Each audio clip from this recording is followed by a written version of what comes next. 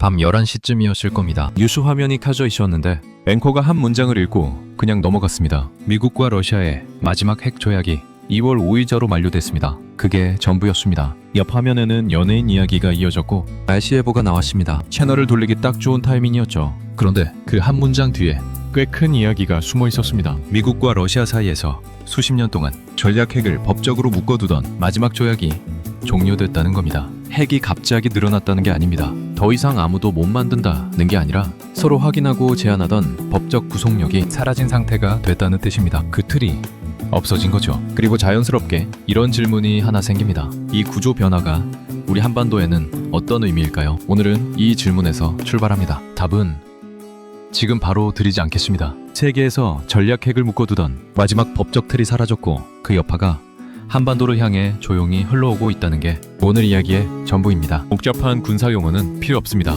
이게 내 삶과 어떻게 연결되는지, 우리가 어디에 서 있는지 그 흐름을 함께 들여다보겠습니다. 뉴스타트. 미국과 러시아가 2010년에 맺은 조약입니다. 배치된 전략 핵탄두를 1550기 이내로 제한하고 배치된 발사수단인 미사일과 폭격기를 10여 기 안으로 묶어두던 장치였습니다. 거기에 현장 검증과 데이터 교환 같은 상호 확인 체계도 갖추고 있었습니다. 쉽게 말하면요, 두 나라가 우리 집 무기 창고 가끔 서로 들여다보자고 약속한 겁니다. 검사도 하고 숫자도 맞춰보고요. 그런데 러시아가 2023년에 먼저 참여를 중단하겠다고 선언했고 결국 2026년 2월 5일 연장 협상 없이 조약이 공식 만료됐습니다. 유엔 사무총장도 이 상황을 강하게 우려했습니다. 미국과 러시아 전략 핵에 더 이상 구속력 있는 법적 제한이 없는 상태가 됐다고요. 조약이 만료되기 하루 전날 2월 4일에 흥미로운 장면이 있었습니다. 시진핑 중국 주석과 푸틴 러시아 대통령이 화상으로 1시간 넘게 통화를 했습니다. 그리고 시진핑과 트럼프 미국 대통령도 통화했습니다. 조약 만료 하루 전날 세 나라 정상들이 줄줄이 연결된 거죠. 러시아는 우리면 책임있게 행동하고 있다는 취지로 말했습니다. 중국은 대만 문제를 빠짐없이 강조했다는 보도가 나왔습니다. 미국은 중국을 핵 협상 테이블로 끌어들이려는 모습이라는 분석이 있었습니다. 세 나라가 각자의 계산을 들고 통화를 주고받은 거죠. 여기서 중요한 문장 하나가 있습니다. 이 통화들은 한국을 빼고 이루어졌습니다. 우리 동네 재개발 회의에 정작 동네 사람은 안 부른 격입니다. 결정은 나는데 우리는 통보만 받는 구조죠. 그러니까 이게 단순히 먼 나라 이야기가 아닌 겁니다. 자, 그럼 이 법적 틀이 사라지면 실제로 무슨 흐름이 만들어지는 걸까요? 오해하지 않으셔야 할 게 있습니다. 조약이 없어졌다고 해서 전쟁 가능성이 갑자기 높아진다, 그런 이야기가 아닙니다. 문제는 다른 데 있습니다.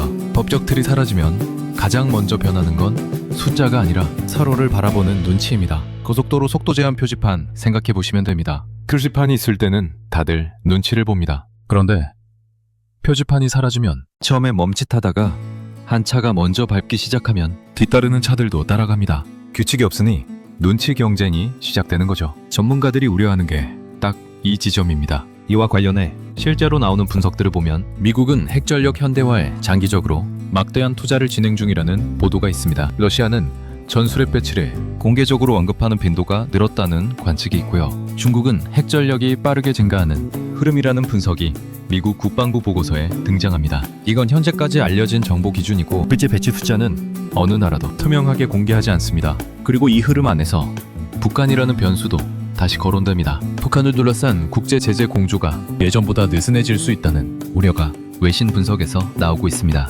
북한의 압박이 단단하게 가해지기 어려운 흐름이 만들어질 수 있다는 관측이 있는 거죠. 동북아 긴장 흐름은 결국 우리가 사는 이 지역 이야기입니다. 서유럽 이야기가 아닙니다. 여기까지는 교과서 같은 이야기입니다.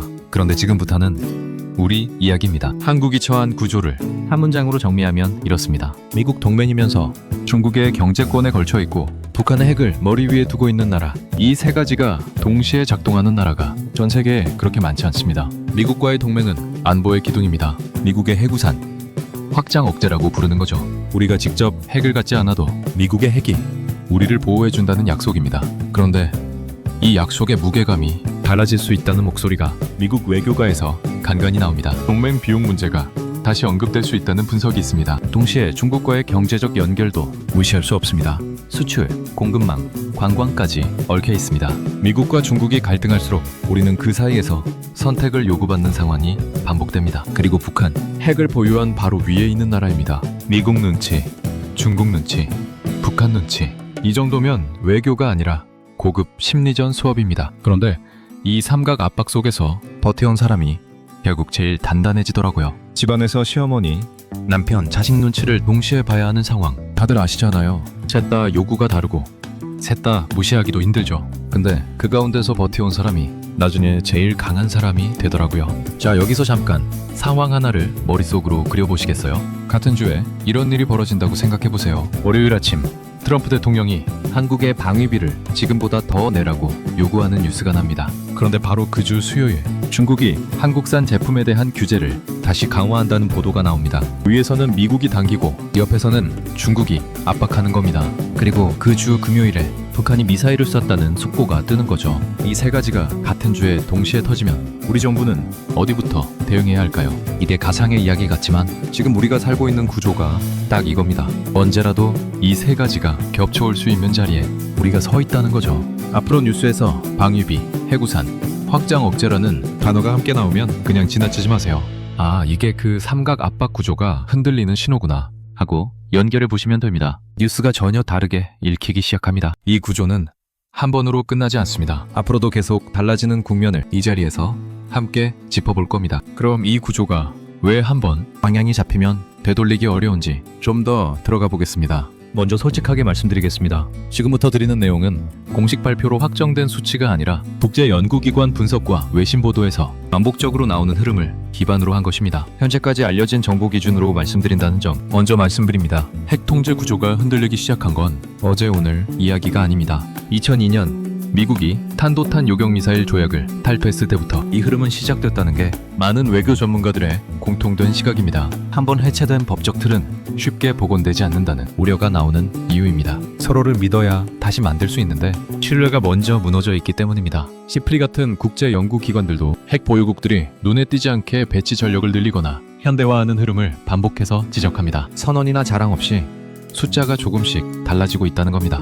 이 구조 안에서 한국에 주목하는 시선이 외부에서 나오고 있습니다. 이 정도 기술 기반을 가진 나라가 전 세계에 몇이나 되느냐는 분석이 외국 싱크탱크 보고서에 등장합니다. 원자력 발전 기술, 우주 미사일 기술, 반도체 설계 역량을 동시에 보유한 나라로 분류한다는 거죠. 우리가 그렇게 말하는 게 아닙니다. 밖에서 먼저 그렇게 보기 시작했다는 겁니다. 이게 참 묘한 지점입니다. 선생님한테서 이야, 참 대단하네요 소리를 들을 때 부모가 더 놀라는 것처럼요. 그 정도 자리에 우리가 와 있다는 신호입니다. 한국이 앞으로 선택할 수 있는 방향은 크게 세 가지로 묶입니다. 하나는 미국 확장 억제를 지금보다 더 강화하는 방향입니다. 독일이나 벨기에처럼 핵 기획 과정에 우리가 직접 참여하는 구조를 만드는 방식입니다. 두 번째는 독자적인 역량을 키우는 방향입니다. 핵을 직접 만드는 게 아니라 열심하면 만들 수 있는 기술 역량을 유지하겠다는 잠재적 접근법입니다. 세 번째는 외교적 균형을 먼저 찾는 방향입니다. 어느 쪽에도 완전히 기대지 않고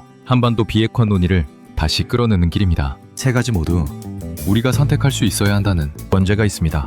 그런데 여기서 불편할 수 있는 질문을 하나 드리겠습니다. 우리가 앞으로 선택할 거라고 생각하지만 어쩌면 우리는 이미 선택당하고 있는 건 아닐까요? 주한미군 주둔, 한미동맹 구조, 경제 공급망의 중국 의존도, 북핵어 억지를 위한 미국 의존, 이것들이 이미 우리의 선택지를 상당 부분 좁혀놓고 있는 건 아닐까요? 그리고 하나 더, 혹시 우리가 가장 두려워하는 것은 핵이 아니라 결정권을 잃는 것 아닐까요?